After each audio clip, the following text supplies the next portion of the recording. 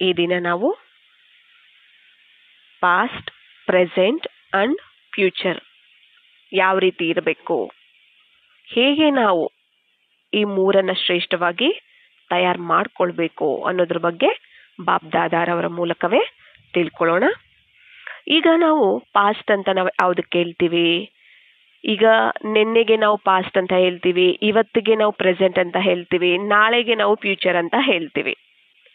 ಮತ್ತೆ ಈಗ ಏನು ಸಮಯ ನಡೀತಿದೆ ಈ ಸಮಯಕ್ಕೆ ನಾವು ಪ್ರೆಸೆಂಟ್ ಅಂತೀವಿ. ಇನ್ನು ಸ್ವಲ್ಪ ತಾದ್ಮೇಲೆ ಈ ಸಮಯ, ಈ ಪ್ರೆಸೆಂಟ್ ಸಮಯನೇ ಪಾಸ್ಟ್ ಆಗ್ಬಿಡುತ್ತೆ. ಮತ್ತೆ ನೆಕ್ಸ್ಟ್ ಬರುವಂತಹ ಸಮಯ ಏನಿರುತ್ತೆ ಅದು ನಾವು ಫ್ಯೂಚರ್ ಅಂತ ನಾವು ಹೇಳ್ತೀವಿ ಅಲ್ವಾ? ಫ್ಯೂಚರ್ ಅಂತ ನಾವು ಹೇಳ್ತೀವಿ.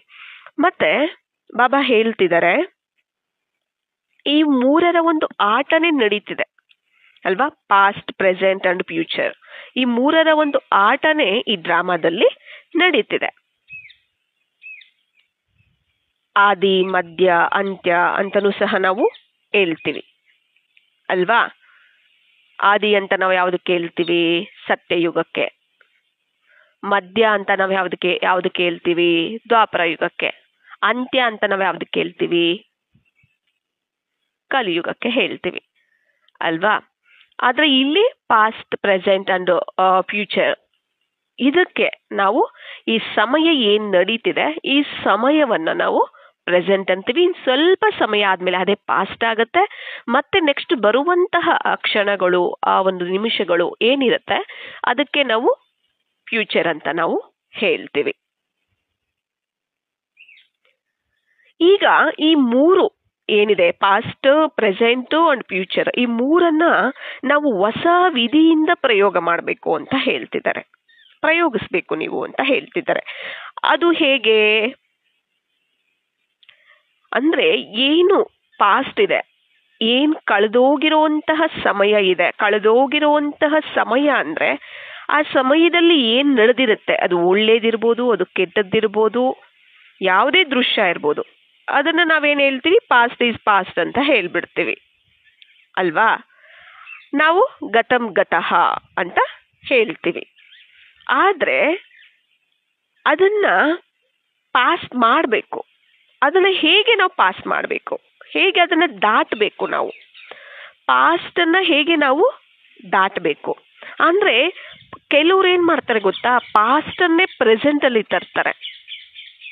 ಪಾಸ್ಟ್ ಅನ್ನೇ ಪ್ರೆಸೆಂಟ್ ಅಲ್ಲಿ ತರ್ತಾರೆ. ಹಿಂದೆ ಏನ್ ನಡೆದಿದೆ, ನಿನ್ನೆ ಏನ್ ನಡೆದಿದೆ ಅದು ಇವತ್ತು ಅದೇ ಆಗಿರುತ್ತೆ, ಫ್ಯೂಚರು ಅದೇ ಆಗಿರುತ್ತೆ ಅಲ್ವಾ? ಈಗ ಈ ಸೆಕೆಂಡ್ ಏನ್ ನಡೆಯುತ್ತೆ ನೆಕ್ಸ್ಟ್ ಸೆಕೆಂಡ್ಗೂ ಅದೇ ಇರುತ್ತೆ, ಮತ್ತೆ ಇನ್ನು ಸ್ವಲ್ಪ ಸಮಯ ಆದ್ಮೇಲೂ ಕೂಡ ಅದೇ ಇರುತ್ತೆ. ಅಂದ್ರೆ ಅದು ಏನಾಗ್ತಿರೋದಿಲ್ಲ, ಪಾಸ್ಟ್, ಪ್ರೆಸೆಂಟ್, ಫ್ಯೂಚರ್ ಮೂರು ಒಂದೇ ತರ ಇರುತ್ತೆ. ಅದನ್ನ ಗತಂ ಗತಃ ಮಾಡೋದಿಲ್ಲ. ಪಾಸ್ಟ್ ಈಸ್ ಪಾಸ್ಟ್ ಅಂತ ಬಿಟ್ಬಿಡೋದಿಲ್ಲ. ಇವಾಗ ಏನೇ ಒಂದು ಕೆಟ್ಟ ಘಟನೆ ನಡೆದ್ರೂ ಸಹ ಅದ್ರ ಬಗ್ಗೆನೇ ಯೋಚನೆ ಮಾಡ್ಕೊಂಡಿರ್ತಾರೆ ಅಲ್ವಾ? ಅದೇನೇ ಇವಾಗ ನಮ್ಮಿಂದನೇ ತಪ್ಪಾಗಿರ್ಬೋದು, ಇಲ್ಲ ಇತರರಿಂದನೇ ತಪ್ಪಾಗಿರ್ಬೋದು, ಅದನ್ನ ನಾವು ಬಿಡೋದಿಲ್ಲ. ಅಲ್ಲಿ ನಾವು ಬಿಂದು ಇಡೋದಿಲ್ಲ, ಫುಲ್ ಸ್ಟಾಪ್ ಇಡೋದಿಲ್ಲ ನಾವು ಅಲ್ವಾ? ಫುಲ್ ಸ್ಟಾಪ್ ಅನ್ನುವಂಥದ್ದು ನಾವು ಇಡೋದಿಲ್ಲ. ಏನ್ ಮಾಡ್ಬಿಡ್ತೀವಿ? ಅದನ್ನೇ ನಾವು ಅದ್ರ ಬಗ್ಗೆನೇ ಯೋಚನೆ ಮಾಡ್ತಿರ್ತೀವಿ. ಕಾಮಗಳಾಕೊಂಡು, ಆಶ್ಚರ್ಯಾರ್ಥಕಗಳಾಕೊಂಡು ಅಲ್ವಾ, ಎಲ್ಲಾ ಒಂದು ರೀತಿಯಲ್ಲಿ ನಾವು ಅದ್ರ ಬಗ್ಗೆ ಯೋಚನೆಗಳನ್ನ ಮಾಡ್ತಿರ್ತೀವಿ. ಆದ್ರೆ ಪಾಸ್ಟ್ ನ ನಾವ್ ಯಾವತ್ತಿದ್ರು ಪಾಸ್ಟ್ಗೆನೆ ಬಿಟ್ಬಿಡ್ಬೇಕು. ಅಂದ್ರೆ ಹಿಂದೆನೆ ಬಿಟ್ಬಿಡ್ಬೇಕು. ಹಿಂದೆ ನಡೆದಿದ್ದನ್ನ ಅಲ್ಲಿಗೆನೆ ಬಿಟ್ಬಿಡ್ಬೇಕು. ಅಂದ್ರೆ ಪ್ರೆಸೆಂಟ್ಗೆ ನಾವು ತಗೊಂಬರಬಾರದು, ಅದು ಏನೇ ನಡೆದಿದ್ರು ಸಹ. ಅದಕ್ಕೆ ಬಾಬಾ ಹೇಳ್ತಾರೆ, ನೀವು ಪಾಸ್ಟ್ ಅನ್ನ ನೀವು ಹೇಗೆ ದಾಟಬೇಕು ಅಂದ್ರೆ, ಸದಾ ಪಾಸ್ ವಿತ್ ಆನರ್ಗಳಾಗಿ ನೀವು ಅದನ್ನ ದಾಟಬೇಕು, ಪಾಸ್ ಮಾಡಬೇಕು ಅಂತ ಹೇಳ್ತಿದ್ದಾರೆ. ಈಗ ಪಾಸ್ ವಿತ್ ಆನರ್ಗಳಂದ್ರೆ ಏನ್ ಹೇಳಿ? ಆನರ್ ಅಂದ್ರೆ ಗೌರವ ಪೂರ್ವಕವಾಗಿ ಅಲ್ವಾ ಪಾಸ್ ಆಗುವಂತಹದ್ದು. ಅಂದ್ರೆ ಯಾರು ಜ್ಞಾನಿಗಳು, ಯಾರು ಯೋಗಿಗಳು, ಸದಾ ಆತ್ಮಿಕವಾಗಿ ಯಾರು ಇರ್ತಾರೆ, ಆತ್ಮದ ಒಂದು ಸ್ಮೃತಿ, ಪರಮಾತ್ಮನ ಸ್ಮೃತಿಯಲ್ಲಿ ಇರ್ತಾ ಜ್ಞಾನಿಗಳಾಗಿ, ಯೋಗಿಗಳಾಗಿ ಯಾರು ಇರ್ತಾರೆ, ಅವರು ಪ್ರತಿ ಕ್ಷಣವನ್ನ ಪಾಸ್ ಮಾಡ್ತಾರೆ. ಹೇಗೆ? ಪಾಸ್ ವಿತ್ ಆನರ್ ಆಗಿ ಪಾಸ್ ಮಾಡ್ತಾರೆ. ಯಾಕೆ, ಏನು, ಇದ್ಯಾಕೆ ಈ ತರ ಆಯ್ತು ಅನ್ನೋ ಕ್ವಶನ್ಗಳು, ಮತ್ತೆ ಕೆಲವರಲ್ಲಿ ಗಿಲ್ಟ್ ಇರುತ್ತೆ, ಅಯ್ಯೋ ಈ ರೀತಿ ನಾನು ಮಾಡ್ಬಿಟ್ನಲ್ಲ, ಈ ತರ ಮಾಡಬಾರ್ದಾಗಿತ್ತಲ್ಲ, ಈ ತರ ಏನ್ ಮಾಡ್ತಿರ್ತಾರೆ, ಅದನ್ನ ದಾಟೋದಿಲ್ಲ. ಈ ರೀತಿ ಕೆಲವರು ಯೋಚನೆಗಳನ್ನ ಮಾಡ್ತಿರ್ತಾರೆ. ಅದಕ್ಕೆ ಬಾಬಾ ಹೇಳ್ತಾರೆ, ನೀವು ಪಾಸ್ ವಿತ್ ಆನರ್ಗಳಾಗಿ ನೀವು ಅದನ್ನ ನೀವು ಪಾಸ್ ಮಾಡಬೇಕಾಗತ್ತೆ. ಪಾಸ್ ವಿತ್ ಆನರ್ಗಳಾಗಿ ನೀವು ಪಾಸ್ ಮಾಡಬೇಕಾಗತ್ತೆ. ಅಂದ್ರೆ ಜ್ಞಾನಿಗಳಾಗಿ, ಯೋಗಿಗಳಾಗಿ ಆ ಸಮಯವನ್ನ, ಆ ಸಮಯದಲ್ಲಿ ಏನೇ ನಡೆದ್ರು ಕೂಡ ಅದರಲ್ಲಿ ನೀವು ಫುಲ್ ಸ್ಟಾಪ್ ಇಟ್ಟುಬಿಟ್ಟು ನೀವು ಹೋಗ್ಬೇಕಾಗತ್ತೆ. ಅಲ್ಲಿ ಹಿಂದೆನೆ ಗತಂ ಗತಃ ಮಾಡ್ಬಿಡ್ಬೇಕು. ಅಂದ್ರೆ ಸಮಯ ಪಾಸ್ ಆಗೋಯ್ತು, ಇವಾಗ ಹಿಂದೆ ಏನ್ ನಡೀತೋ ಅದು ನಡೆದೋಯ್ತು ಬಿಡು ಅಂತ ಎಲ್ಲ ಯೋಚನೆ ಮಾಡ್ತಿರ್ತೀವಿ ಅಲ್ವಾ ನಾವು. ಆದ್ರೆ ಅದನ್ನ ನಾವು ಪಾಸ್ ವಿತ್ ಆನರ್ಗಳಾಗಿ ಪಾಸ್ ಮಾಡ್ಬೇಕಾಗತ್ತಂತೆ. ಯಾಕೆ, ಏನು, ಈ ಕ್ವಶನ್ಗಳಲ್ಲಿ, ಗಿಲ್ಟ್ ಅಲ್ಲಿ ನಾವು ಪಾಸ್ ಮಾಡಬಾರ್ದು ಆ ಸಮಯವನ್ನ. ಆಯ್ತಾ? ಆದ್ರೆ ನಾವು ಆ ಸಮಯವನ್ನ ಕಳೆದ್ವಿ. ಕೆಲವರು ದುಃಖದಿಂದ ಕಳೀತಾರೆ, ಕೆಲವರು ನೋವಿಂದ ಕಳೀತಾರೆ ಪಾಸ್ಟ್ ಅನ್ನ ಅಲ್ವಾ, ಕೆಲವರು ಖುಷಿಯಿಂದ ಕಳೀತಾರೆ. ಆದ್ರೆ ಬಾಬಾ ಹೇಳ್ತಾರೆ, ಅದನ್ನ ನೀವು ಪಾಸ್ ವಿತ್ ಆನರ್ಗಳಾಗಿ ಪಾಸ್ ಮಾಡಬೇಕು, ಕಳಿಬೇಕಾಗತ್ತೆ, ದಾಟಬೇಕಾಗತ್ತೆ, ಗತಂ ಗತಃ ಮಾಡಬೇಕು. ಆದ್ರೆ ಗತಂ ಗತಃ ನೀವು ಹಿಂದೆ ಮಾಡಿದ್ರಿ, ಓಕೆ, ಹಿಂದೆ ನೀವು ಅದನ್ನ ದಾಟಿದ್ದೀರಾ. ಆದ್ರೆ ಶ್ರೇಷ್ಠವಾದ ವಿಧಿಯಿಂದ ನೀವು ಆ ಹಿಂದೆ ಏನು ಗತ ಏನಿದೆ ಅದನ್ನ ನೀವು ದಾಟಬೇಕಾಗತ್ತೆ. ಅಂದ್ರೆ ಏನ್ ಗೊತ್ತಾ, ನಾವು ಪ್ರೆಸೆಂಟ್ ಅಲ್ಲಿ ಇದ್ರೂ ಕೂಡ ಪಾಸ್ಟ್ ಅನ್ನ ನೆನಪು ಮಾಡಿದ ತಕ್ಷಣ ವಾ ವಾ ಅನ್ನೋ ಮಾತು ಮನಸ್ಸಿಂದ ಬರೋ ತರ ಇರಬೇಕು. ಅಯ್ಯೋ ಇದು ಈ ರೀತಿ ಮಾಡ್ಬಿಟ್ನಲ್ಲ, ಈ ರೀತಿ ಆಗ್ಬಾರ್ದಿತ್ತಲ್ಲ, ಅವ್ರು ಈ ತರ ಮಾಡ್ಬಿಟ್ರಲ್ಲ, ಅವ್ರ ಆ ತರ ಮಾಡ್ಬಿಟ್ರಲ್ಲ ಅನ್ನೋ ರೀತಿಯಲ್ಲಿ ಇರಬಾರ್ದದು. ವಾ ವಾ ಅಂದ್ರೆ ಶ್ರೇಷ್ಠವಾಗಿರ್ಬೇಕು ನಮ್ಮ ಒಂದು ಮಾತು, ಕರ್ಮ, ಸ್ಮೃತಿ, ಸಂಕಲ್ಪಗಳು, ನಮ್ಮ ಒಂದು ದೃಷ್ಟಿ ಎಲ್ಲವೂ ಸಹ ಶ್ರೇಷ್ಠವಾಗಿದ್ದಾಗ ಏನಾಗುತ್ತೆ, ಅಲ್ಲಿ ವಾ ವಾ ಅನ್ನುವಂತಹದ್ದೇ ಬರ್ತಾ ಹೋಗುತ್ತೆ. ಇಲ್ಲ ಅಂದ್ರೆ ಅದೇನಾಗ್ಬಿಡುತ್ತೆ, ಅಯ್ಯೋ ಅಯ್ಯೋ ಅನ್ನೋ ರೀತಿಯಲ್ಲಿ ಇರತ್ತೆ ಅಲ್ವಾ. ಕೆಲವ್ರು ಹಾಗೆ ಮಾಡ್ತಾರೆ ತಾನೆ, ಏನೇ ಹಿಂದೆ ನಡೆದಿದ್ರು ಕೂಡ ಅದ್ರ ಬಗ್ಗೆನೇ ಯೋಚನೆ ಮಾಡ್ತಿರ್ತಾರೆ. ಪಾಸ್ಟ್ ಹಿಂದೆ ಆಗಿದ್ದ ಬಗ್ಗೆ ಯೋಚನೆ ಮಾಡ್ತಿರ್ತಾರೆ. ಆ ರೀತಿ ಮಾತಾಡ್ಬಿಟ್ನಲ್ಲ, ಈ ರೀತಿ ಮಾತಾಡ್ಬಿಟ್ನಲ್ಲ, ಆ ರೀತಿ ನಡ್ಕೊಂಡ್ಬಿಟ್ನಲ್ಲ, ಇಲ್ಲ ಬೇರೆಯವ್ರು ಮಾಡಿದ್ರು ಕೂಡ ಅವ್ರು ಆ ರೀತಿ ಮಾಡ್ಬಿಟ್ರಲ್ಲ, ಈ ರೀತಿ ಮಾಡ್ಬಿಟ್ರಲ್ಲ. ಅದು ಪಾಸ್ಟ್ ಅನ್ನ ಅಲ್ಲಿ ಬಿಟ್ಬಿಡೋದಿಲ್ಲ ಅವರು, ಅದ್ರ ಬಗ್ಗೆನೇ ಯೋಚನೆ ಮಾಡ್ತಿರ್ತಾರೆ ಅಲ್ವಾ. ಆದ್ರೆ ಆ ರೀತಿ ಇರಬಾರ್ದು ಅಂತ ಬಾಬಾ ತಿಳಿಸ್ತಿದ್ದಾರೆ, ಆ ರೀತಿ ಇರಬಾರ್ದು ಅಂತ ತಿಳಿಸ್ತಿದ್ದಾರೆ. ಅಂದ್ರೆ ಇತರರು ನಿಮ್ಮ ಒಂದು ಕಳೆದೋಗಿರುವ ಕಥೆಯಿಂದ ಪಾಠವನ್ನ ಕಲ್ತುಕೊಳ್ಳೋ ವಿಧವಾಗಿ ನೀವು ಗತವನ್ನ ಗತಃ ಮಾಡಿರ್ಬೇಕಾಗತ್ತೆ. ನೀವು ಹಿಂದೆ ಏನ್ ನಡೆದಿದೆ ಅದರಿಂದ ಇತರರು ಪಾಠವನ್ನ ಕಲಿಬೇಕು. ಆ ರೀತಿ ಇರಬೇಕು. ನೋಡು, ಅವರು ಆ ರೀತಿ ಇದ್ರು, ನಾವು ಆ ರೀತಿ ಇರಬೇಕು ಅಂತ ಇದ್ರೆ ಆ ರೀತಿ ಇರಬೇಕು ನಾವು ಅಂತ ಅವರು ಕಲ್ತ್ಕೋಬೇಕು. ಆ ಪಾಠವನ್ನ ಆ ರೀತಿನೇ ಅವರು ಮಾಡ್ತಾ ಹೋಗ್ಬೇಕು. ಅದಕ್ಕೆ ಬಾಬಾ ಹೇಳ್ತಾರೆ, ಪ್ರತಿಯೊಂದು ಕ್ಷಣವನ್ನ ಖುಷಿ ಖುಷಿಯಿಂದ ಕಳೀರಿ, ಸಂತೋಷದಿಂದ ಕಳೀರಿ, ಶ್ರೇಷ್ಠವಾಗಿ ಕಳೀರಿ. ಈ ಪ್ರತಿಯೊಂದು ಕ್ಷಣನೂ ತುಂಬಾ ಅಮೂಲ್ಯವಾದಂತಹದ್ದು ಅಂತ ಹೇಳ್ತಿರ್ತಾರೆ. ನಾವು ಪ್ರತಿ ಸಮಯ ದುಃಖದಿಂದ, ಚಿಂತೆಯಿಂದ, ಟೆನ್ಷನ್ ಇಂದ, ಬೇರೆಯವರ ಯೋಚನೆಗಳಿಂದ ಅಲ್ವಾ, ಅದರಲ್ಲೇನೆ ನಾವು ಮುಳುಗ್ಬಿಟ್ಟಿರ್ತೀವಿ. ಅದ್ರ ನಾವು ಶ್ರೇಷ್ಠತೆಯನ್ನ ತರೋದಿಲ್ಲ. ಅದರಲ್ಲಿ ಹಿಂದೆ ನಡೆದಿರೋದಕ್ಕೆ ನಾವೇನ್ ಮಾಡ್ಬೇಕಾಗತ್ತೆ, ಫುಲ್ ಸ್ಟಾಪ್ ಇಡಬೇಕಾಗತ್ತೆ.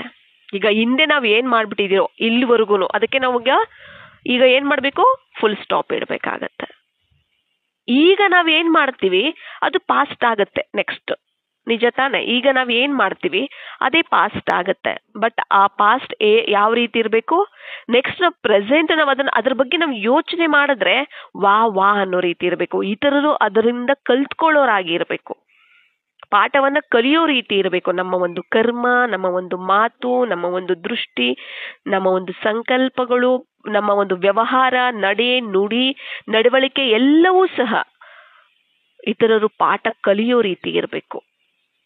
ಅದರಿಂದ ಬಾಬಾ ತಿಳಿಸ್ತಾರೆ, ಪಾಸ್ ವಿತ್ ಆನರ್ಗಳಾಗಿ ಇಂದಿನ ಸಮಯ ಪಾಸ್ಟ್ ಅನ್ನ ಪಾಸ್ ಮಾಡಬೇಡಿ, ದುಃಖದಿಂದ ಕಳಿಬೇಡಿ. ಆ ದುಃಖ ಅವೆಲ್ಲನೂ ಸಹ ಶಿಕ್ಷೆ ಆಗಿರುತ್ತೆ ನಮಗೆ.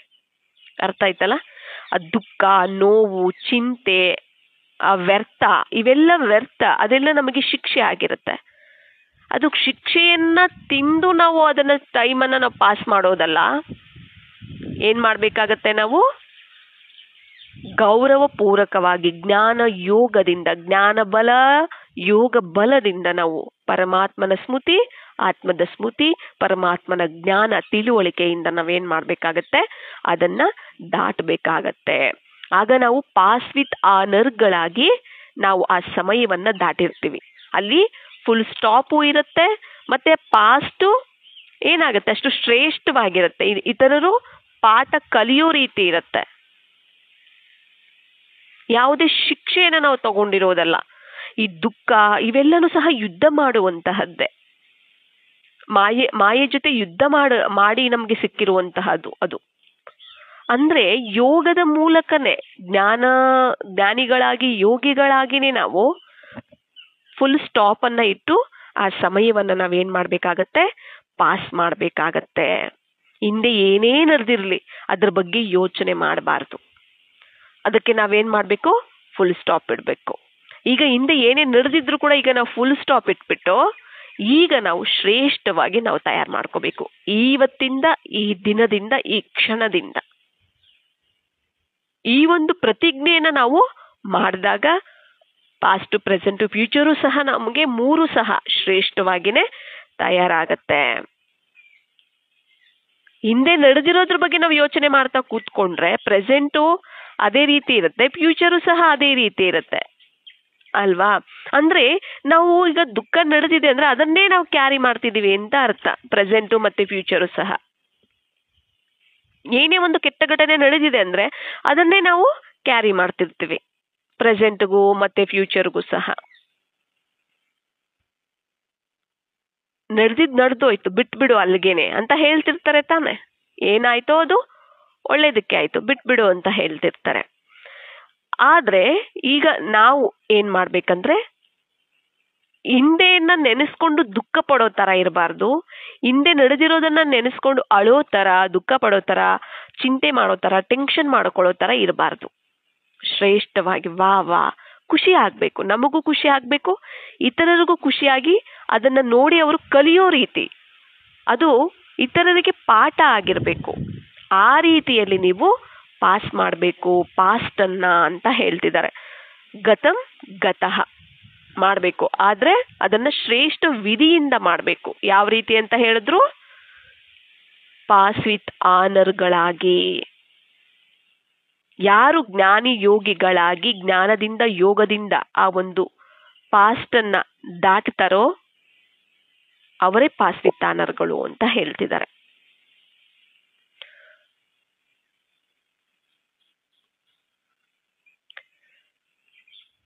ಅದರಿಂದ ಬಾಬಾ ಏನ್ ಹೇಳ್ತಿದ್ದಾರೆ? ಪಾಸ್ಟ್ ಅನ್ನ ನೀವು ಖುಷಿಯಿಂದ ನೀವು ದಾಟಬೇಕಾಗತ್ತೆ.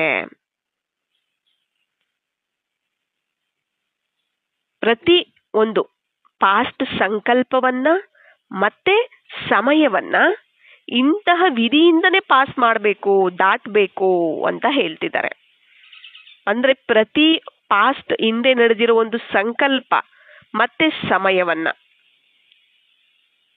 ಪ್ರತಿ ಪಾಸ್ಟ್ ಸಂಕಲ್ಪ ಮತ್ತೆ ಸಮಯವನ್ನ ಇಂತಹ ವಿಧಿಯಿಂದನೇ ನೀವು ದಾಟಬೇಕು, ಪಾಸ್ ಮಾಡಬೇಕು ಅಂತ ಹೇಳ್ತಿದ್ದಾರೆ. ಅಂದ್ರೆ ಶ್ರೇಷ್ಠವಾಗಿ ನೀವು ಅದನ್ನ ದಾಟಬೇಕಾಗತ್ತೆ.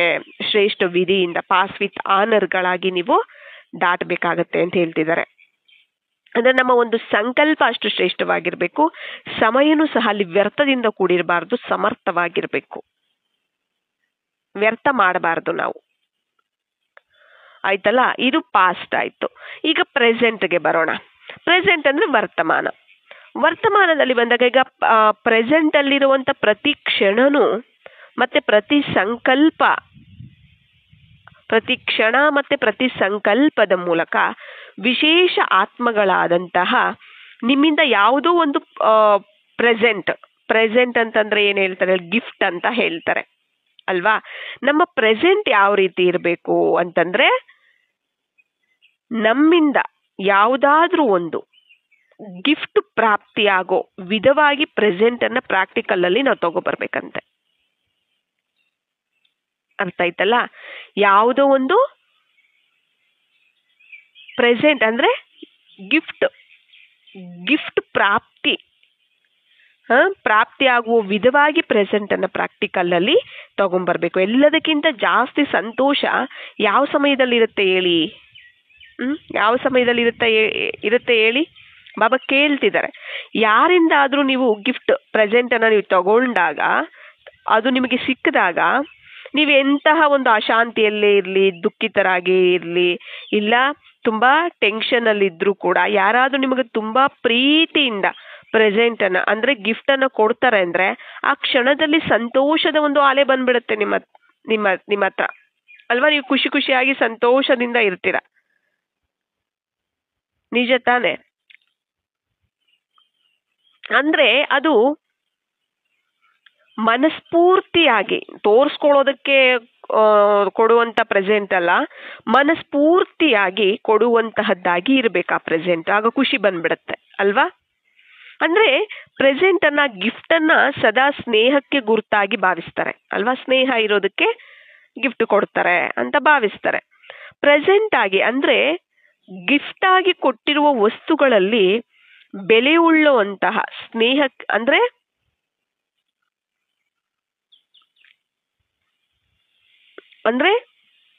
ಪ್ರೆಸೆಂಟ್ ಆಗಿ ಕೊಟ್ಟಿರುವ ಒಂದು ವಸ್ತುಗಳಲ್ಲಿ ತುಂಬಾ ಬೆಲೆ ಉಳ್ಳುವಂತಹದ್ದು ಅಂದ್ರೆ ಸ್ನೇಹ ಅಲ್ವಾ. ಸ್ನೇಹಕ್ಕೆ ಇರುತ್ತೆ, ವಸ್ತುಗಲ್ಲ ಅಲ್ವಾ. ಈಗ ನೋಡಿ, ಅವರೆಷ್ಟೇ ಎಂತಹ ಒಂದು ಕಾಸ್ಟ್ಲಿ ಇರ್ಬೋದು, ಇಲ್ಲ ತುಂಬಾ ಕಡಿಮೆ ಕಾಸ್ಟ್ ಇರ್ಬೋದು, ಇಲ್ಲ ಜಾಸ್ತಿ ಕಾಸ್ಟ್ ಇರ್ಬೋದು, ಅವರು ಒಂದು ಪ್ರೆಸೆಂಟ್ ಒಂದು ಗಿಫ್ಟ್ ಕೊಟ್ರು ಅಂದ್ರೆ ಅಲ್ಲಿ ಸ್ನೇಹ ತುಂಬಾ ಇದೆ. ಸ್ನೇಹ ರೂಪದಿಂದ ತುಂಬಾ ಸ್ನೇಹದಿಂದ ಅವ್ರು ಕೊಡ್ತಾರೆ ಅಂದ್ರೆ ಅವರು ಸ್ನೇಹಕ್ಕೆ ಬೆಲೆ ಕೊಡ್ತಾರೆ ಹೊರತು ವಸ್ತುಗೆ ಬೆಲೆ ಕೊಡೋದಿಲ್ಲ ಅಲ್ವಾ. ಅದು ಚಿಕ್ಕದೇ ಆದ್ರೂ ಕೂಡ ಅಷ್ಟೇ ಪ್ರೀತಿಯಿಂದ ಸ್ವೀಕಾರ ಮಾಡ್ತಾರೆ. ಅದರಿಂದ ಪ್ರೆಸೆಂಟು ಕೊಡುವಂತಹ ವಿಧಿಯಿಂದ ವೃದ್ಧಿಯನ್ನ ಪಡ್ಕೊಳ್ತಾ ಇರ್ಬೇಕಂತೆ. ನಮ್ಮ ಪ್ರೆಸೆಂಟ್ ಯಾವ ರೀತಿ ಇರಬೇಕು? ಗಿಫ್ಟ್ಗಳನ್ನ ಕೊಡುವಂತಹ ಪ್ರೆಸೆನ್ಸ್ ಅನ್ನ ಕೊಡುವಂತಹ ವಿಧಿಯಿಂದ ಕೂಡಿರಬೇಕು. ಅರ್ಥ ಆಗ್ತಿದೆಯಲ್ಲ ಅಂತ ಹೇಳ್ತಿದ್ದಾರೆ. ಅಂದ್ರೆ ನಮ್ಮ ಹತ್ರ ತುಂಬಾ ದುಡ್ಡಿದೆ, ಪ್ರೆಸೆಂಟ್ಗಳು ನಮ್ಮ ಹತ್ರ ಜಾಸ್ತಿ ಇದಾವೆ ಅಂದ್ರೆ ಇತರರಿಗೆ ನಾವು ಕೊಡ್ಬೋದು. ಆದ್ರೆ ಬಾಬಾ ಇಲ್ಲಿ ಹೇಳ್ತಿದ್ದಾರೆ ನೋಡಿ, ನಿಮ್ಮ ಒಂದು ಭಂಡಾರಿ ಭರ್ಪೂರಾಗಿದೆ ತಾನೆ. ಅಂದ್ರೆ ಪ್ರೆಸೆಂಟ್ಗಳನ್ನ ಅಂದ್ರೆ ಕಾಣಿಕೆಗಳನ್ನ ಕೊಡ್ತಾ ಕೊಡ್ತಾ ಭಂಡಾರಿ ಕಡಿಮೆ ಆಗೋಗ್ಬಿಟ್ಟಿದ್ಯಾ? ಸ್ಟಾಕ್ ಜಮಾ ಆಗಿದೆ ತಾನೆ. ಕೇವಲ ಕ್ಷಣಕಾಲದ ಸ್ನೇಹ ದೃಷ್ಟಿ, ಸ್ನೇಹದ ಒಂದು ಸಹಯೋಗ, ಸ್ನೇಹದ ಒಂದು ಭಾವನೆ, ಮಧುರವಾದ ಒಂದು ಮಾತುಗಳು, ಮನಸ್ಸಲ್ಲಿರುವಂತ ಶ್ರೇಷ್ಠ ಸಂಕಲ್ಪಗಳು, ಈ ಪ್ರೆಸೆಂಟ್ಗಳೇ ಸಾಕು, ಈ ಗಿಫ್ಟ್ಗಳೇ ಸಾಕು ಅಂತ ಹೇಳ್ತಿದ್ದಾರೆ. ಯಾವ ಗಿಫ್ಟ್ ಕೇಳ್ತಿದ್ದಾರೆ ಬಾಬಾ? ಯಾವ ಗಿಫ್ಟ್ಗಳಿರ್ಬೇಕು ಅಂತ ಹೇಳ್ತಿದ್ದಾರೆ? ಯಾವುದರ ಒಂದು ಗಿಫ್ಟ್ಗಳ ಸ್ಟಾಕ್ ಇರಬೇಕು ಅಂತ ಹೇಳ್ತಿದ್ದಾರೆ? ಯಾವುದರ ಒಂದು ಭಂಡಾರಿ ಭರ್ಪೂರಾಗಿರ್ಬೇಕು ಅಂತ ಹೇಳ್ತಿದ್ದಾರೆ? ಅಲ್ಪಕಾಲಿಕವಾದ ಒಂದು ಸ್ಥೂಲವಾದ ಗಿಫ್ಟ್ಗಳಲ್ಲ ಬಾಬಾ ಹೇಳ್ತಿರುವಂತದ್ದು. ನಮ್ಮ ಒಂದು ಪ್ರೆಸೆಂಟ್ ವರ್ತಮಾನ ನಾವು ಸದಾ ಇತರರಿಗೆ ಗಿಫ್ಟ್ಗಳನ್ನ ಪ್ರೆಸೆಂಟ್ಗಳನ್ನ ಅಂದ್ರೆ ಗಿಫ್ಟ್ಗಳನ್ನ ಕೊಡೋರಾಗಿರ್ಬೇಕು ನಾವು ಸದಾ. ಅಂದ್ರೆ ಅಷ್ಟು ನಮ್ಮಲ್ಲಿ ಸ್ಟಾಕು ಜಮಾ ಆಗಿರ್ಬೇಕು, ಅಷ್ಟು ನಾವು ಜಮಾ ಮಾಡ್ಕೊಂಡಿರ್ಬೇಕು. ಅಂದ್ರೆ ಏನು? ಸದಾ ಸ್ನೇಹದಿಂದ ಕೂಡಿರುವಂತಹ ದೃಷ್ಟಿ, ಸ್ನೇಹದಿಂದ ಕೂಡಿರುವ ಸಹಯೋಗ, ಸ್ನೇಹದಿಂದ ಕೂಡಿರುವ ಭಾವನೆ, ಮಧುರವಾದಂತ ಮಾತುಗಳು. ಯಾರೇ ನಮ್ಮ ಸಂಬಂಧ ಸಂಪರ್ಕದಲ್ಲಿ ಬರಲಿ, ನಮ್ಮ ಸಂಕಲ್ಪ, ಮಾತು, ದೃಷ್ಟಿ, ಕರ್ಮ ಇವೆಲ್ಲವೂ ಸಹ ಸ್ನೇಹದಿಂದ ಕೂಡಿರಬೇಕು. ಮಧುರವಾದ ಮಾತುಗಳು, ಮನಸ್ಸಲ್ಲಿರುವಂತಹ ಶ್ರೇಷ್ಠ ಸಂಕಲ್ಪಗಳು ಇವೆಲ್ಲನೂ ಪ್ರೆಸೆನ್ಸ್ ಅಂದ್ರೆ ಗಿಫ್ಟ್ಗಳಾಗಿದೆ, ಕಾಣಿಕೆಗಳಾಗಿದೆ. ಇವು ಬೇಕಾಗಿದೆ ಇತರರಿಗೆ ಕೊಡೋದಕ್ಕೆ. ಪ್ರತಿ ಸಮಯನೂ ಸಹ ಪ್ರೆಸೆಂಟ್ ಅಲ್ಲಿ ನಾವು ಇವುಗಳನ್ನ ಕೊಡ್ತಾ ಹೋಗ್ಬೇಕು ಅಂತ ಹೇಳ್ತಿದ್ದಾರೆ. ಈ ದಿನಗಳಲ್ಲಿ ಪರಸ್ಪರದಲ್ಲಿರುವಂತ ಇವಾಗ ಬ್ರಾಹ್ಮಣ ಆತ್ಮಗಳಿಗಾಗ್ಲಿ, ನಿಮ್ಮ ಭಕ್ತ ಆತ್ಮಗಳಿಗಾಗ್ಲಿ, ನಿಮ್ಮ ಸಂಬಂಧ ಸಂಪರ್ಕದಲ್ಲಿರುವಂತ ಆತ್ಮಗಳಿಗಾಗ್ಲಿ, ಆಯ್ತಾ, ಟೆನ್ಷನ್ ಅಲ್ಲಿರುವಂತ ಆತ್ಮಗಳಿಗಾಗ್ಲಿ, ಎಲ್ಲರಿಗೂ ಪ್ರೆಸೆಂಟ್ಗಳ ಒಂದು ಅವಸರ ಇದೆ ಅಂತ ಹೇಳ್ತಿದ್ದಾರೆ. ಬ್ರಾಹ್ಮಣ ಅಲೌಕಿಕ ನಮ್ಮ ಒಂದು ಸಹೋದರ ಸಹೋದರಿಯರೇ ಇರಬಹುದು, ಇಲ್ಲ ನಮ್ಮ ಭಕ್ತಾತ್ಮರೇ ಇರಬಹುದು, ನಮ್ಮ ಸಂಬಂಧ ಸಂಪರ್ಕದಲ್ಲಿ ಬರುವಂತ ಆತ್ಮಗಳೇ ಇರ್ಬೋದು, ಟೆನ್ಷನ್ ಅಲ್ಲಿರುವಂತ ಆತ್ಮಗಳೇ ಇರ್ಬೋದು. ಅವರೆಲ್ಲರಿಗೂ ಸಹ ಈ ಸ್ನೇಹದಿಂದ ಕೂಡಿರುವಂತಹ ದೃಷ್ಟಿ, ಸಹಯೋಗ, ಭಾವನೆ, ಮಧುರವಾದ ಮಾತುಗಳು, ಶ್ರೇಷ್ಠ ಸಂಕಲ್ಪಗಳು, ಇವುಗಳು ಏನು ಪ್ರೆಸೆಂಟ್ ಆಗಿ ಅಂದ್ರೆ ಗಿಫ್ಟ್ಗಳಾಗಿದೆ. ಈ ಒಂದು ಗಿಫ್ಟ್ಗಳ ಒಂದು ಅವಶ್ಯಕತೆ ಅವರಿಗಿದೆ ಅಂತ ಹೇಳ್ತಿದ್ದಾರೆ. ಬೇರೆ ಗಿಫ್ಟ್ಗಳಲ್ಲ, ಇವುಗಳ ಒಂದು ಗಿಫ್ಟ್ಗಳ ಅವಶ್ಯಕತೆ ಇದೆ. ಇವುಗಳ ಸ್ಟಾಕ್ ಆದ್ರೂ ನಿಮ್ಮ ಹತ್ರ ಇದೆ ತಾನೆ ಅಂತ ಕೇಳ್ತಿದ್ದಾರೆ. ಆದ್ದರಿಂದ ವರ್ತಮಾನದಲ್ಲಿರುವ ಪ್ರತಿ ಕ್ಷಣನೂ ಏನ್ ಮಾಡ್ಬೇಕು, ಈ ಪ್ರೆಸೆಂಟ್ ಸಮಯ, ಈ ಪ್ರೆಸೆಂಟ್ ಏನಿದೆ, ಈ ವರ್ತಮಾನ ಸಮಯ, ಪ್ರತಿ ಕ್ಷಣನೂ ದಾತರಾಗಿ ಪ್ರೆಸೆಂಟ್ ಅನ್ನ ಪಾಸ್ಟ್ ಅಲ್ಲಿ ಚೇಂಜ್ ಮಾಡ್ತೀರಾ ಅಂದ್ರೆ, ಈ ಪ್ರೆಸೆಂಟ್ ನಾವು ಸದಾ ಕೊಡುವಂತವ್ರು, ಈ ಪ್ರೆಸೆಂಟ್ಗಳನ್ನ ಅಂದ್ರೆ ಗಿಫ್ಟ್ಗಳನ್ನ ಕೊಡುವಂತವರಾಗಿರ್ಬೇಕು. ಅಂದ್ರೆ ಈ ಪ್ರೆಸೆಂಟ್ ಏನಾಗಿರುತ್ತೆ, ಅವಾಗ ಪಾಸ್ಟ್ ಅಲ್ಲಿ ಚೇಂಜ್ ಆಗ್ಬಿಡತ್ತೆ ಅಲ್ವಾ. ಈಗ ನಾನು ಬರೀ ಪ್ರೆಸೆಂಟ್ಗಳನ್ನ ಗಿಫ್ಟ್ಗಳನ್ನ ಕೊಡ್ತಿರ್ತೀನಿ ಸ್ನೇಹದ ಮೂಲಕ ಅಲ್ವಾ. ನೆಕ್ಸ್ಟ್ ಬಂತು ಸಮಯ ಅಂದ್ರೆ, ನೆಕ್ಸ್ಟ್ 1 ಅವರು ಅಂತಂದ್ರೆ ಈ ಪ್ರೆಸೆಂಟೇ ನೆಕ್ಸ್ಟ್ 1 ಅವರ್ಗೆ ನಾನು ಓದೆ ಅಂತಂದ್ರೆ ಈ ಪ್ರೆಸೆಂಟ್ ಪಾಸ್ಟ್ ಆಗ್ಬಿಟ್ಟಿರತ್ತೆ ಅಲ್ವಾ. ಆಗ ಎಲ್ಲಾ ವಿಧವಾದ ಆತ್ಮಗಳು ಕೂಡ ಮನಸ್ಫೂರ್ತಿಯಾಗಿ ನಿಮ್ಮ ಕೀರ್ತನೆಗಳನ್ನ ಆಡ್ತಾ ಇರ್ತಾರೆ ಆ ಸಮಯ ಅಂತ ಹೇಳ್ತಿದ್ದಾರೆ. ಸದಾ ನೀವೇನ್ ಮಾಡ್ಬೇಕು, ಪ್ರತಿ ಕ್ಷಣನು ವರ್ತಮಾನದಲ್ಲಿರುವಂತ ಪ್ರತಿ ಕ್ಷಣನು ದಾತರಾಗಿ ಸ್ನೇಹದಿಂದ ಮಧುರವಾದ ಮಾತುಗಳು, ಸ್ನೇಹದಿಂದ ಕೂಡಿರುವ ಮಧುರವಾದ ಮಾತುಗಳು, ಸ್ನೇಹದಿಂದ ಕೂಡಿರುವ ದೃಷ್ಟಿ ಇರ್ಬೇಕು, ಆತ್ಮಿಕ ದೃಷ್ಟಿ, ಸ್ನೇಹದಿಂದ ಕೂಡಿರುವ ಸಹಯೋಗ ಇರಬೇಕು, ಮಾತುಗಳು ಇರಬೇಕು, ಶ್ರೇಷ್ಠ ಸಂಕಲ್ಪಗಳಿರ್ಬೇಕು. ಈ ಪ್ರೆಸೆಂಟ್ಗಳನ್ನ ನೀವು ಕೊಡ್ತಾ ಹೋಗ್ಬೇಕು ಈ ವರ್ತಮಾನ ಸಮಯದಲ್ಲಿ. ಅದೇ ಏನಾಗ್ಬಿಡುತ್ತೆ, ಪಾಸ್ಟ್ ಆಗ್ಬಿಡುತ್ತೆ. ಆಮೇಲೆ ಎಂತವರಿಗೆ ಆಗ್ಲಿ, ಬ್ರಾಹ್ಮಣಾತ್ಮಗಳಾಗ್ಲಿ, ಭಕ್ತಾತ್ಮಗಳಾಗ್ಲಿ, ನಮ್ಮ ಸಂಬಂಧ ಸಂಪರ್ಕದಲ್ಲಿ ಎಂತ ಆತ್ಮಗಳು ಬರ್ತಿರ್ತಾರೆ, ಟೆನ್ಷನ್ ಅಲ್ಲಿರೋರು ಬರ್ತಾರೆ, ಸಮಸ್ಯೆಗಳಲ್ಲಿರೋರು ಬರ್ತಾರೆ, ಎಲ್ಲರಿಗೂ ಇವುಗಳ ಒಂದು ಅವ್ರಿಗೆ ಗಿಫ್ಟ್ ಬೇಕಾಗಿದೆ ಅಂತ ಹೇಳ್ತಿದ್ದಾರೆ. ಅರ್ಥ ಆಯ್ತಲ್ಲ. ನಮ್ಮ ಪಾಸ್ಟ್ ನ ನಾವ್ ಯಾವ ರೀತಿ ಪಾಸ್ ವಿತ್ ಆನರ್ಗಳಾಗಿ ನಾವೇನ್ ಮಾಡ್ಬೇಕು, ಪಾಸ್ಟ್ ಅನ್ನ ಪಾಸ್ ವಿತ್ ಆನರ್ಗಳಾಗಿ ನಾವು ಪಾಸ್ ಮಾಡ್ಬೇಕಾಗತ್ತೆ ಶ್ರೇಷ್ಠವಾಗಿ. ಪ್ರೆಸೆಂಟ್ ಅನ್ನ ನಾವು ಪ್ರೆಸೆಂಟ್ಗಳು ಕೊಡೋ ರೀತಿಯಲ್ಲಿ ಅಂದ್ರೆ ಗಿಫ್ಟ್ಗಳನ್ನ, ಸದಾ ಸ್ನೇಹದಿಂದ ಕೂಡಿರುವ ಗಿಫ್ಟ್ಗಳನ್ನ ಕೊಡೋ ರೀತಿಯಲ್ಲಿ ನಾವು ಪ್ರೆಸೆಂಟ್ ಅನ್ನ ನಾವು ತಯಾರು ಮಾಡ್ಕೊಳ್ಬೇಕಾಗತ್ತೆ. ಅದು ಎಂತ ಆತ್ಮಗಳಿಗೆ ಆಗ್ಲಿ ಅಲ್ವಾ. ಇದು ಆಗ ಏನಾಗ್ಬಿಡತ್ತೆ, ಪಾಸ್ಟ್ ಆಗ್ಬಿಡತ್ತೆ. ಪ್ರೆಸೆಂಟ್ ಆಮೇಲೆ ಏನಾಗ್ಬಿಡತ್ತೆ, ಪಾಸ್ಟ್ ಆಗ್ಬಿಡತ್ತೆ.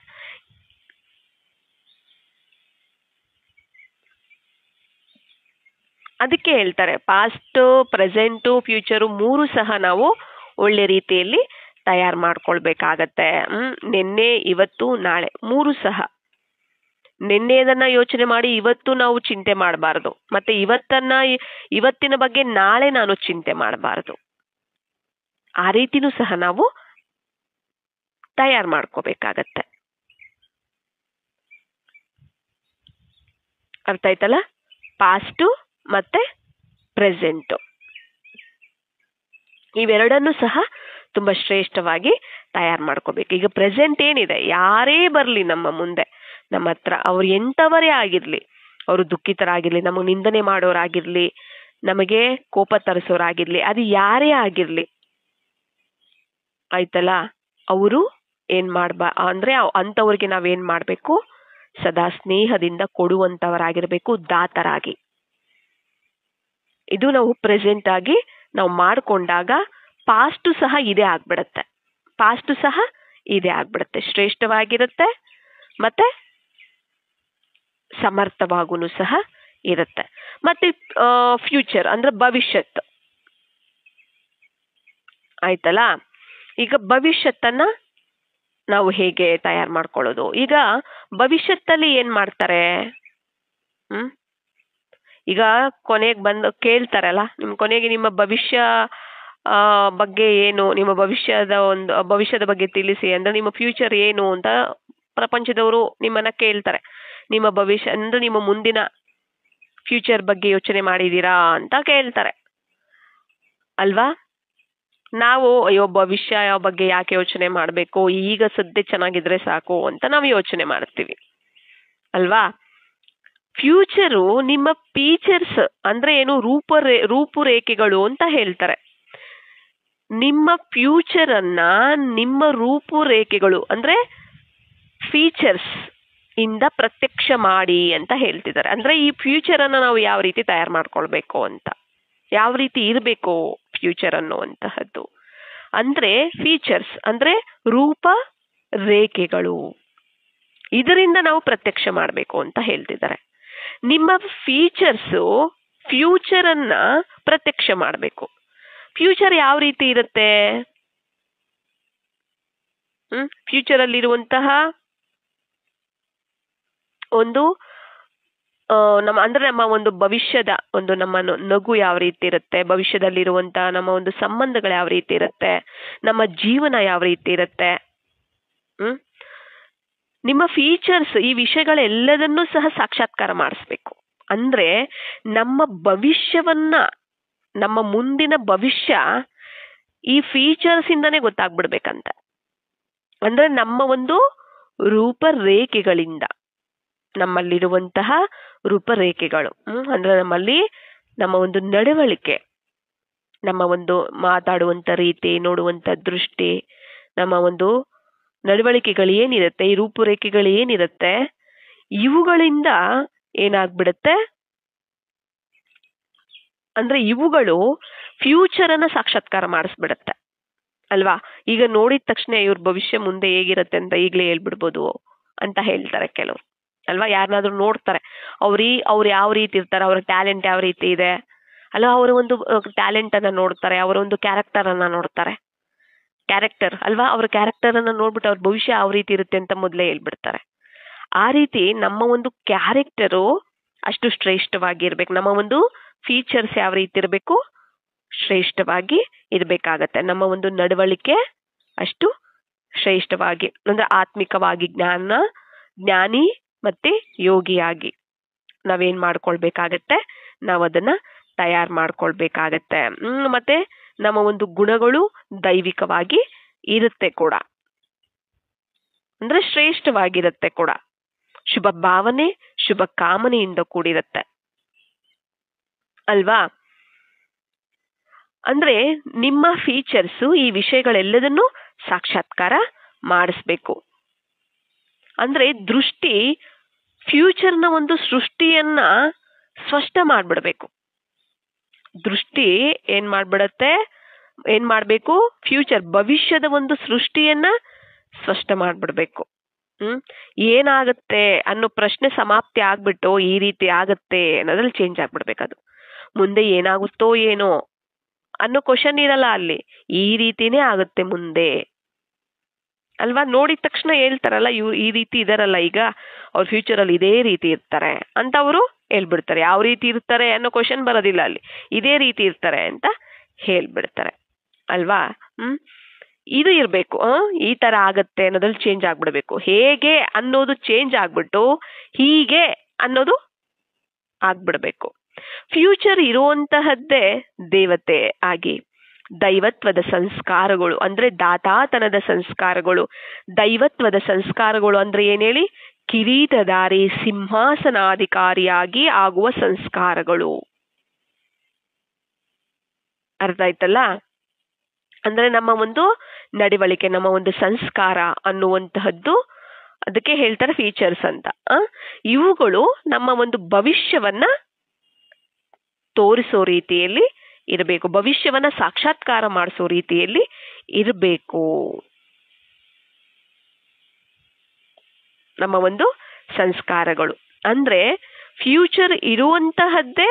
ಈಗ ನಮ್ಗೆ ಈಗ ಫ್ಯೂಚರ್ ಏನಿದೆ, ನಾವು ದೇವತೆ ಆಗ್ಬೇಕು ಅಲ್ವಾ, ಅಂದ್ರೆ ದೈವಿ ಸಂಸ್ಕಾರಗಳನ್ನ ಧಾರಣೆ ಮಾಡ್ಕೊಳ್ಬೇಕು, ಅಂದ್ರೆ ದಾತಾತನದ ಸಂಸ್ಕಾರಗಳು ಅಲ್ವಾ. ದೈವತ್ವದ ಸಂಸ್ಕಾರಗಳು ಅಂದ್ರೆ, ದೈವಿ ಸಂಸ್ಕಾರಗಳು ಅಂದ್ರೆ ಏನ್ ಹೇಳಿ, ಕಿರೀಟಧಾರಿ, ಡಬಲ್ ಕಿರೀಟಧಾರಿ, ಸಿಂಹಾಸನಾಧಿಕಾರಿ ಆಗುವಂತಹ ಸಂಸ್ಕಾರಗಳು.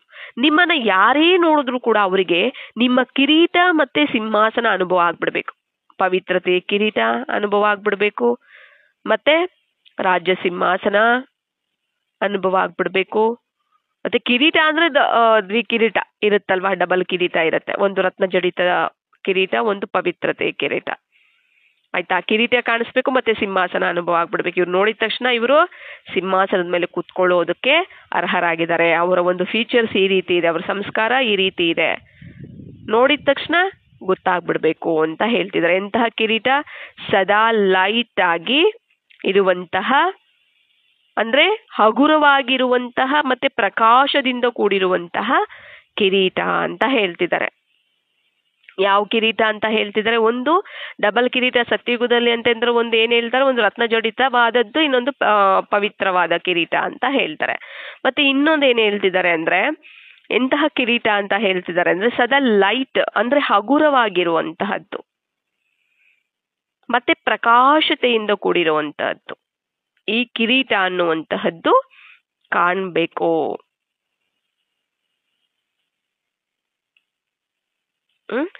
ಇದ್ರ ಬಗ್ಗೆ ಹೇಳ್ತಿದ್ದಾರೆ. ಅಂದ್ರೆ ಕಿರೀಟ ಕಾಣ್ಬೇಕು, ಸಿಂಹಾಸನ ಕಾಣ್ಬೇಕು.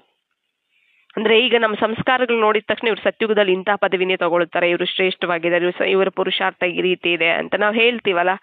ಅವರು ಯೋಗಿಗಳು, ಜ್ಞಾನಿಗಳು, ಧಾರಣೆ ತುಂಬಾ ಚೆನ್ನಾಗಿದೆ, ಶ್ರೀಮತದಂತೆ ತುಂಬಾ ನಡೀತಿರ್ತಾರೆ, ಚೆನ್ನಾಗಿ ನಡೀತಿರ್ತಾರೆ, ಇವರು ಭವಿಷ್ಯದಲ್ಲಿ ಈ ಪದವಿ ತಗೋತಾರೆ, ಆ ಪದವಿ ತಗೋತಾರೆ ಅಂತ ನಾವೆಲ್ಲ ಹೇಳ್ತಿರ್ತೀವಲ್ಲ.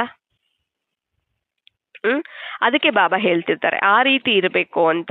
ಮತ್ತೆ ಸದಾ ನಿಮ್ಮ ಕರ್ಮಗಳ ಮೂಲಕ ಮತ್ತೆ ಮಾತುಗಳ ಮೂಲಕ ಆತ್ಮಿಕ ನಶೆ ಮತ್ತೆ ನಿಶ್ಚಿಂತತೆ ಒಂದು ಗುರುತುಗಳ ಅನುಭವ ಆಗ್ಬೇಕು. ನಿಮ್ಮ ಒಂದು ಕರ್ಮಗಳೇನಿದಾವೆ, ನಿಮ್ಮ ಮಾತುಗಳೇನಿದಾವೆ, ಆತ್ಮಿಕ ನಶೆ ಮತ್ತೆ ನಿಶ್ಚಿಂತವಾಗಿದ್ದಾರೆ, ಮತ್ತೆ ಆತ್ಮಿಕ ನಶೆಯಲ್ಲಿದ್ದಾರೆ ಅನ್ನೋದು ಅನುಭವ ಆಗ್ಬೇಕು ಇತರರಿಗೆ. ಮತ್ತೆ ಸಿಂಹಾಸನಾಧಿಕಾರಿ ಗುರುತುಗಳು ಏನಾಗಿರುತ್ತೆ,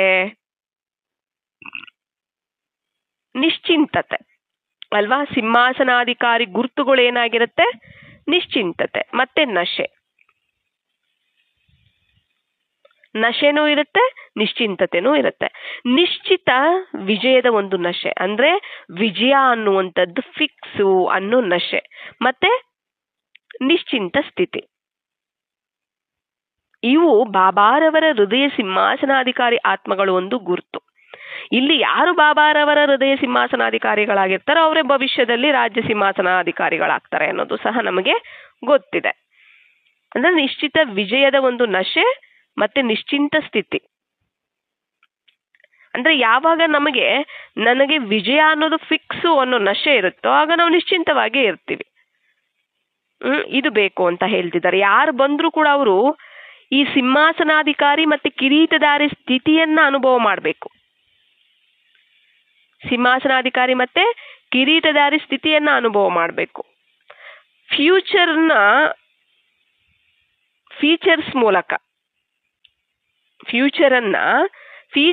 ಮೂಲಕ ಪ್ರತ್ಯಕ್ಷ ಮಾಡೋದು ಅಂದ್ರೆ ಇದೇನೆ.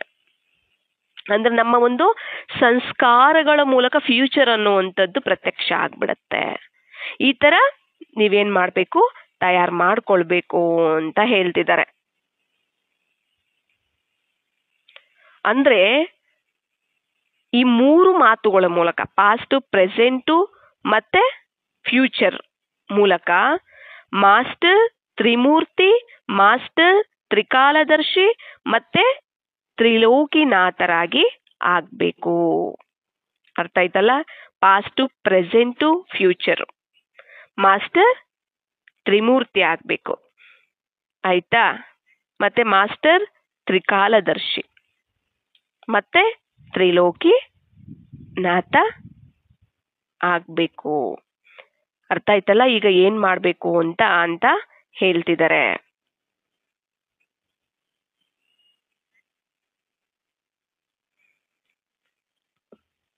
ಮಾಸ್ಟರ್ ತ್ರಿಮೂರ್ತಿ ಅಂದ್ರೆ ಗೊತ್ತಿದೆಯಲ್ಲ. ಈಗ ಬಾಬಾ ಅಂದ್ರೆ ತ್ರಿಮೂರ್ತಿ ಅಂದ್ರೆ ಯಾರು? ಬ್ರಹ್ಮ, ವಿಷ್ಣು, ಶಂಕರ. ನಾವೇ ರಚನೆ ಮಾಡುವಂಥವರು, ನಾವೇ ಪಾಲನೆ ಮಾಡುವಂಥವರು, ನಾವೇ ವಿನಾಶವನ್ನ ಮಾಡುವಂಥವರು. ಯಾವುದರ ರಚನೆ? ಯಾವಾಗ ನಾವು ಪ್ರೆಸೆಂಟು ಅಂದ್ರೆ ನಾವು ಯಾವಾಗ ಸಂಸ್ಕಾರಗಳನ್ನ ರಚನೆ, ದೈವಿ ಸಂಸ್ಕಾರಗಳನ್ನ ರಚನೆ ಮಾಡ್ತೀವಿ, ಅದು ಪ್ರೆಸೆಂಟ್ ಆಗಿರುತ್ತೆ, ಮತ್ತೆ ಅದೇ ಪಾಸ್ಟ್ ಆಗ್ಬಿಡತ್ತೆ ಅಲ್ವಾ? ಮತ್ತೆ ಅಂದ್ರೆ ಈಗ ನಾನು ರಚನೆ ಮಾಡುವುದರ ಮಾಡ್ತಾ ಮಾಡ್ತಾ ಏನಾಗುತ್ತೆ, ಹಳೆಯದೆಲ್ಲವೂ ಸಹ ವಿನಾಶ ಆಗ್ತಾ ಹೋಗುತ್ತೆ. ಹಳೆಯದೆಲ್ಲ ಯಾವಾಗ ವಿನಾಶ ಆಗ್ತಾ ಹೋಗುತ್ತೆ, ಆಗ ಹೊಸದ್ ನಾನೇನು ರಚನೆ ಮಾಡಿದ್ದೀನಿ ಅದರ ಒಂದು ಪಾಲನೆ ಅನ್ನುವಂಥದ್ದು ಆಗ್ತಾ ಹೋಗುತ್ತೆ. ಇದನ್ನೇ ಹೇಳ್ತಿದ್ದಾರೆ. ಅಂದ್ರೆ ತಾನಾಗಿ ವಿನಾಶ ಆಗ್ತಾ ಹೋಗುತ್ತೆ. ಎಲ್ಲಿ ರಚನೆ ಇರುತ್ತೆ ಅಲ್ಲಿ ತಾನಾಗಿ ವಿನಾಶ ಆಗ್ತಾ ಹೋಗುತ್ತೆ. ಅದರ ಒಂದು ಪಾಲನೆನೂ ಸಹ ಮಾಡ್ತಾ ಹೋಗ್ಬೇಕಾಗತ್ತೆ. ಮಾಸ್ಟರ್ ಆಗ್ಬೇಕು, ಮತ್ತೆ ಮಾಸ್ಟರ್ ತ್ರಿಕಾಲದರ್ಶಿಗಳಾಗ್ಬೇಕು. ಆದಿ ಮಧ್ಯ ಅಂತ್ಯವನ್ನ ತಿಳಿದಿರುವಂತವರಾಗ್ಬೇಕು. ಮತ್ತೆ ತ್ರಿಲೋಕಿನಾಥರಾಗ್ಬೇಕು. 3 ಲೋಕ ಅಲ್ವಾ? ಪರಂಧಾಮ, ಸೂಕ್ಷ್ಮವತನ, ಮತ್ತೆ ಇಲ್ಲಿ ಸಾಕಾರವತನ. ಈ ತ್ರಿಲೋಕಿ ಅಂದ್ರೆ ಈ 3 ಲೋಕಗಳ ನಾಥರಾಗ್ಬೇಕು, ಒಡೆಯರಾಗ್ಬೇಕು ನೀವು. ಸಾಕಾರವತನದಲ್ಲೂ, ಸೂಕ್ಷ್ಮವತನದಲ್ಲೂ, ಮತ್ತೆ ಪರಂಧಾಮ, ಮೂರು ಲೋಕದ ಒಡೆಯ. ಬಾಬಾ ತ್ರಿಲೋಕಿನಾಥ ಅಂತ ಹೇಳ್ತಾರಲ್ಲ ಬಾಬಾರವರಿಗೆ, ಹಾಗೇನೆ ನಾವು ಸಹ ಮಾಸ್ಟರ್ ತ್ರಿಲೋಕಿನಾಥರಾಗಬೇಕು ಅಂತ ಹೇಳ್ತಿದ್ದಾರೆ. ರಚನೆ ಮತ್ತೆ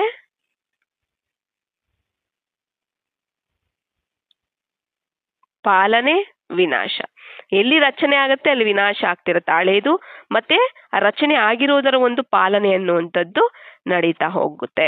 ಅಂದ್ರೆ ಈಗ ನಾವು ಪ್ರೆಸೆಂಟ್ ಅಲ್ಲಿ ನಾವೇನ್ ರಚನೆ ಮಾಡ್ತೀವಿ, ಈ ಪ್ರೆಸೆಂಟ್ ನಾವೇನ್ ರಚನೆ ಮಾಡ್ತಿರ್ತೀವಿ, ಅದು ಏನಾಗುತ್ತೆ, ನಮ್ಮಲ್ಲಿರುವಂತಹ ಹಳೆಯದು ಪಾಸ್ಟ್ ಏನಿರುತ್ತೆ ಅದು ಸಮಾಪ್ತಿ ಆಗ್ತಾ ಹೋಗುತ್ತೆ. ಅಂದ್ರೆ ಅದು ವಿನಾಶ ಆಗ್ತಾ ಹೋಗುತ್ತೆ. ಆಯ್ತಲ್ಲ, ಅದು ಪಾಸ್ಟ್ ಹೊರಟೋಗುತ್ತೆ. ಅಂದ್ರೆ ನಾವು ಪ್ರೆಸೆಂಟು ದೈವಿ ಸಂಸ್ಕಾರಗಳನ್ನ ನಾನು ರಚನೆ ಮಾಡ್ತಿದ್ದೀನಿ ಅಂತಂದ್ರೆ ಅಸುರಿ ಸಂಸ್ಕಾರಗಳ ವಿನಾಶ ಆಗ್ತಾ ಹೋಗುತ್ತೆ. ಮತ್ತೆ ದೈವಿ ಸಂಸ್ಕಾರಗಳನ್ನ ಮತ್ತೆ ನಾನು ಪಾಲನೆಯನ್ನ ಮಾಡ್ಕೊಳ್ತಾ ಹೋಗ್ಬೋದು. ಆಯ್ತಲ್ಲ, ಅದರಿಂದ ನಾವು ಮಾಸ್ಟರ್ ತ್ರಿಮೂರ್ತಿಗಳು ಸಹ ನಾವಾಗ್ಬೋದು ಆ ರೀತಿಯಲ್ಲಿ. ಮತ್ತೆ ಈಗ ನಾವು ಮಾಸ್ಟರ್ ಬ್ರಹ್ಮ, ಮಾಸ್ಟರ್ ವಿಷ್ಣು, ಅರ್ಥ ಆಯ್ತಲ್ಲ. ಅಂದ್ರೆ ಮಾಸ್ಟರ್ ತ್ರಿಮೂರ್ತಿ ಅಂದ್ರೆ ಮಾಸ್ಟರ್ ಬ್ರಹ್ಮ ಆಗ್ಬೇಕು, ಈಗ ರಚನೆ ಮಾಡುವಂತವ್ರು, ವಿಷ್ಣು ಆಗಿ ಪಾಲನೆ ಮಾಡುವಂತವರಾಗ್ಬೇಕು, ಶಂಕರನಾಗಿ ವಿನಾಶ ಮಾಡುವಂತವರಾಗಿ ಆಗ್ಬೇಕು ಅಂತನೂ ಸಹ ಬಾಬಾ ತಿಳಿಸ್ತಿದ್ದಾರೆ. ಅರ್ಥ ಆಯ್ತಲ್ಲ. ನಮ್ಮ ಒಂದು ಪಾಸ್ಟ್ ಯಾವ ರೀತಿ ಇರಬೇಕು, ನಮ್ಮ ಒಂದು ಪ್ರೆಸೆಂಟ್ ಯಾವ ರೀತಿ ಇರಬೇಕು, ನಮ್ಮ ಒಂದು ಫ್ಯೂಚರ್ ಯಾವ ರೀತಿ ಇರಬೇಕು. ಪಾಸ್ಟು ಸದಾ ನಾವು ಏನ್ ಮಾಡ್ಬೇಕು, ಪಾಸ್ವಿತಾನರಾಗಿ ನಾವು ಅದನ್ನ ದಾಟಬೇಕಾಗತ್ತೆ.